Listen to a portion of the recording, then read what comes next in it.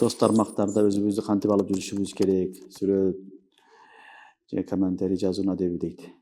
Негизи интернет бул bare болду. Ушундан алыс болуш керек эң биринчи маселе. Экинчи маселе, биз баягы ойлошубуз керек, биз жазып аткан нерсебиз, айткан сөзүбүз ушундай эле калып кетет деп. Ар бир нерсе жазылып атат. Ма ялфизу мин каулин илля ладейхи ракибун атид. Ар бир сөздү фериште жазып атат.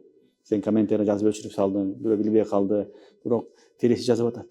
Жазып атат. Ма ялфизу мин каул илля ладейхи ракибун атид. Жазып атат.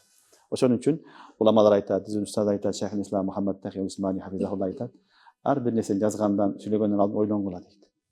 Ойлоп, ушул нерсени эртең кокус тиги адам мага доомат кылса, соттун астында далилдегенге мүмкүнчүлүк барбы жокпу? Ошо кудуретиң жетеби, жетпейби? Эгер соттун астында кудуретиң жетсе, анда жааз сүйлө. Же болбосо эртең Кудайдын астына барганда ошого жооп бере аласыңбы, жооп бере албайсыңбы? Ошону кара.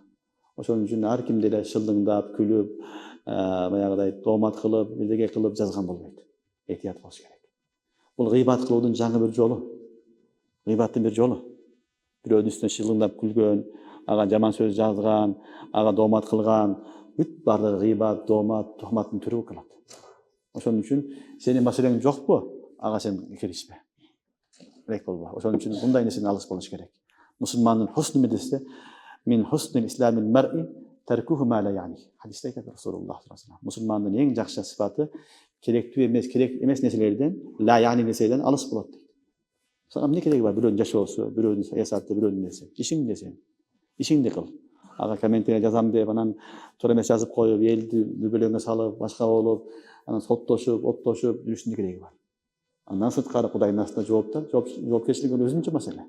Ошон үчүн соц тармактарда, башкаларда жазгандан этият болуш керек. Жазыштын зарынчылыгы деле жок. Түшүнүктүүбү? Жакшы көрсөң дуа берип коюп, машалла ийгилик деп кой болду. Калган сөздөр кирип, ушак, айым, гыйбат кылгандан, доомат кылгандан, бирөөдү каралагандан, акарат кылгандан алыс болуш керек. Бул өтө чоң күнөө. Өтө чоң күнөө.